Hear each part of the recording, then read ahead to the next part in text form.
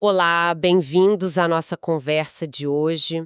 A gente vai mergulhar, assim, em algumas fontes que fazem a gente questionar um pouco aquelas caixinhas políticas do dia a dia, sabe? São ideias que desafiam, né? Que saem um pouco do esperado. Exatamente. E a nossa base aqui é uma coletânea de textos do Alain de Benoist, um pensador político francês. O título é Mais allá de la derecha e de la izquierda. E o nosso objetivo é tentar entender as ideias provocadoras dele, né? Como ele tenta quebrar esses moldes tradicionais. Principalmente a crítica dele à modernidade, né? Ao liberalismo, ao capitalismo. E, claro, a essa divisão esquerda-direita. Isso, a gente sabe que o nosso público gosta de ir direto ao ponto, buscando conhecimento e perspectivas diferentes sobre temas complexos. E para começar, já tem algo que intriga, né? Como alguém que é tão associado à nova direita francesa Sim, o Benoist pode ser um crítico mas tão forte do capitalismo e da globalização que hoje muita gente associa justamente à direita. é uma ótima pergunta para começar. Vamos tentar desemaranhar isso. Pois é, vamos lá. Começando por essa surpresa. Benoist ligado à nova direita. Então ele não seria de direita. Bom, a ideia central dele é que essa divisão clássica, esquerda-direita, ela perdeu muito do seu significado. Não serve mais tanto para entender o mundo de hoje. Nem na prática, nem para analisar as coisas, é isso. Exato. E para entender o argumento dele, é bom olhar um pouco para a história, né? Esses termos direita e esquerda, Surgiram lá na Revolução Francesa, né, por causa de onde sentavam. isso, quase por acaso. E o significado político foi mudando muito.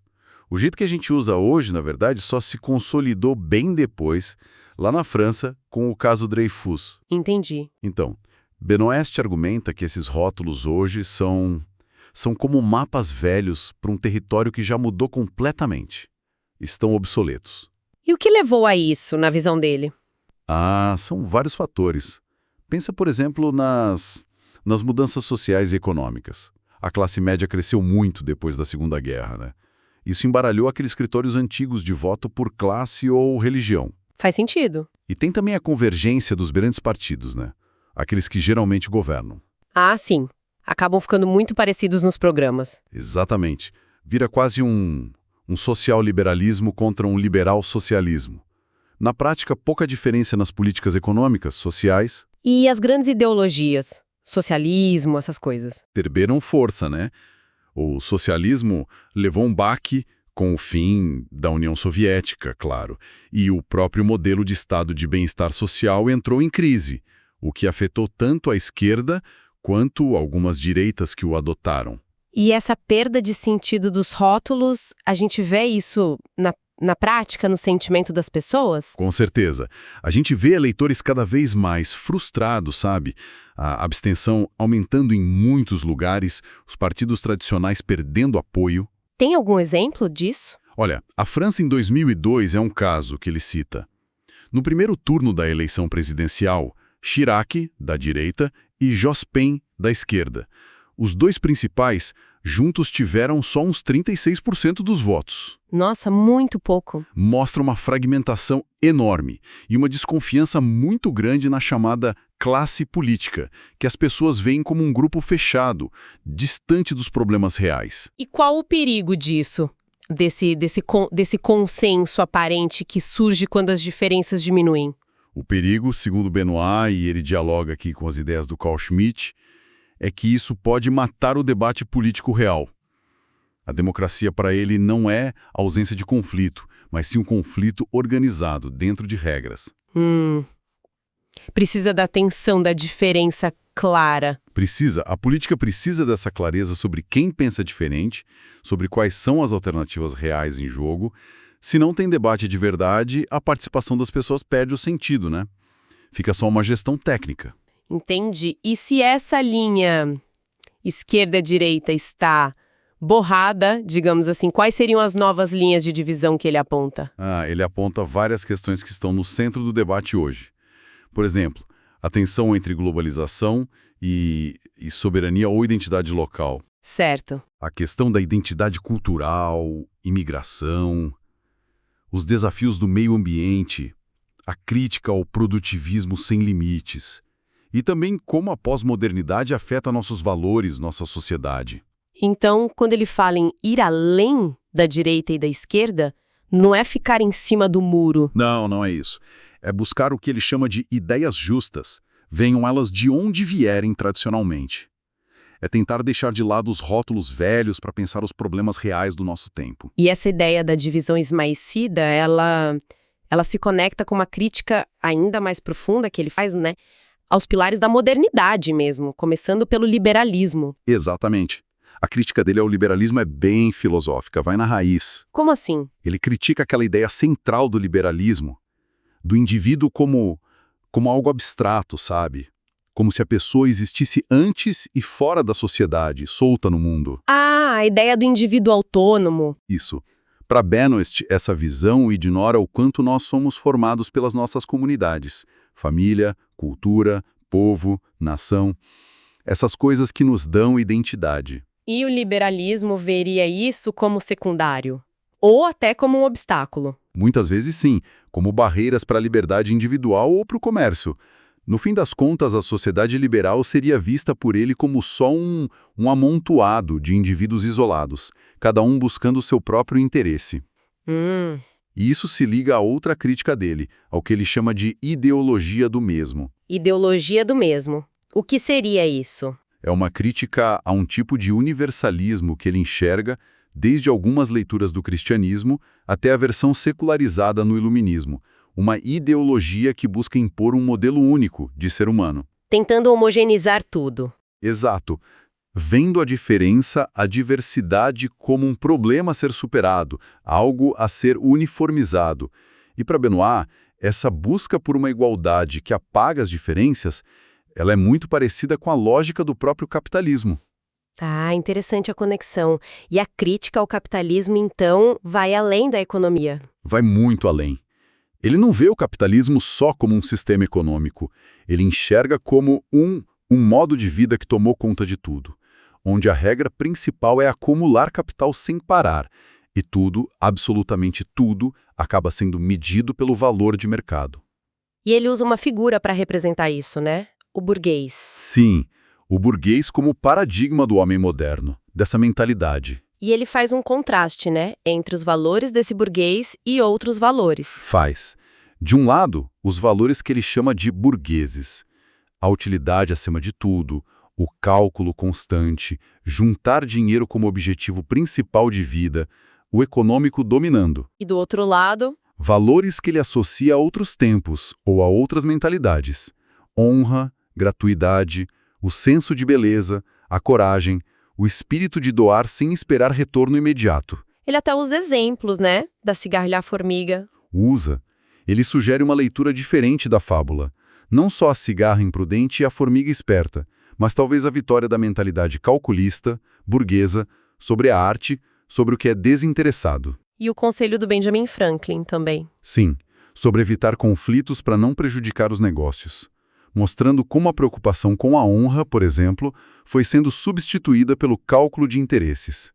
É uma mudança profunda de valores. E essa mentalidade capitalista, ela também evoluiu, né? Com certeza. Benoist, assim como outros analistas, fala de uma terceira idade do capitalismo. Terceira idade, como assim? Não é mais aquele capitalismo do século XIX, do dono da fábrica individual. Nem o da era fordista, das grandes indústrias organizadas. Exato. Hoje é um capitalismo diferente. Mais globalizado, funciona muito em rede, é extremamente financiarizado. E quais as marcas disso hoje? Bom, uma delas é a flexibilidade, que muitas vezes vira precarização e insegurança para o trabalhador.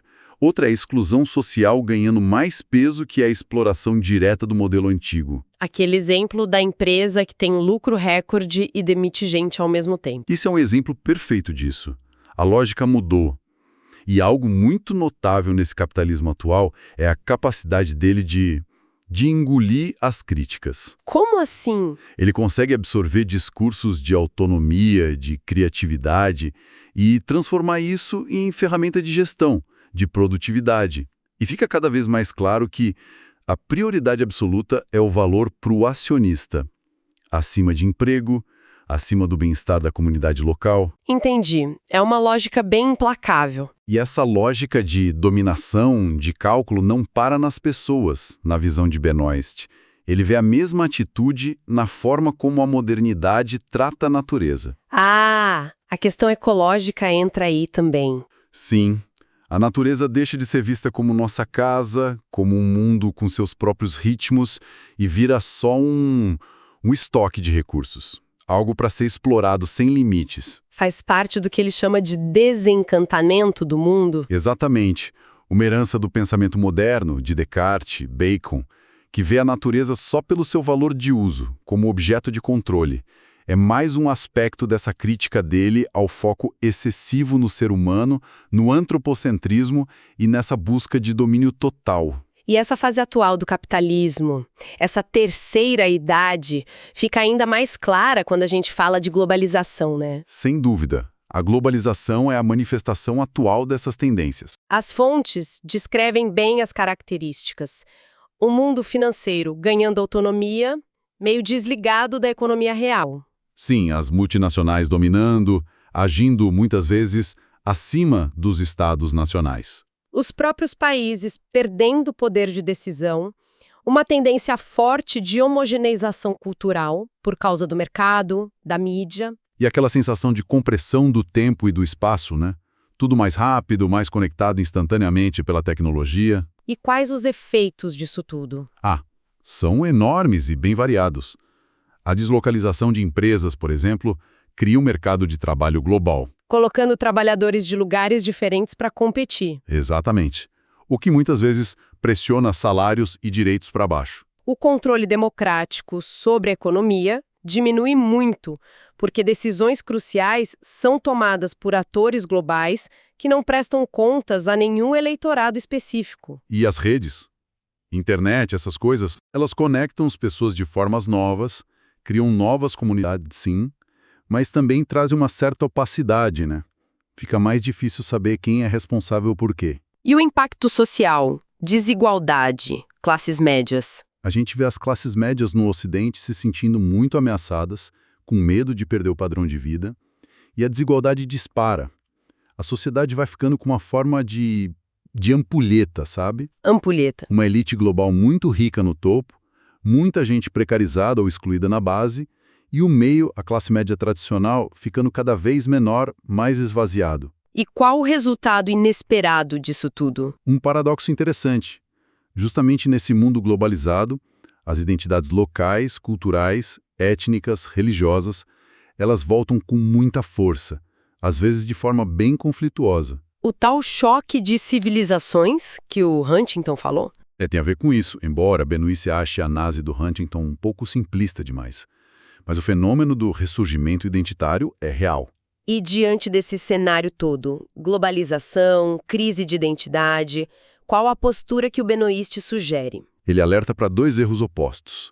Um é se fechar num bairrismo, num etnocentrismo que ignora que o mundo está conectado. Certo. E o outro? O outro é ficar só lamentando o passado, uma postura passadista, sem agir na realidade presente.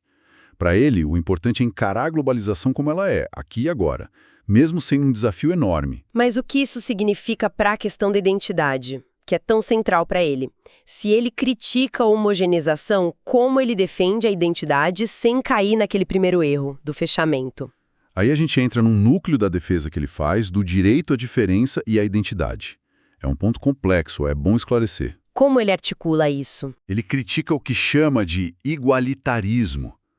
Aquela ideia de que, para sermos iguais, temos que ser idênticos. Ele critica essa igualdade abstrata que apaga as diferenças culturais, históricas, em nome de uma uniformidade. Mas ele não é contra a igualdade de direitos, por exemplo? Não necessariamente. A crítica é essa tendência de homogeneizar.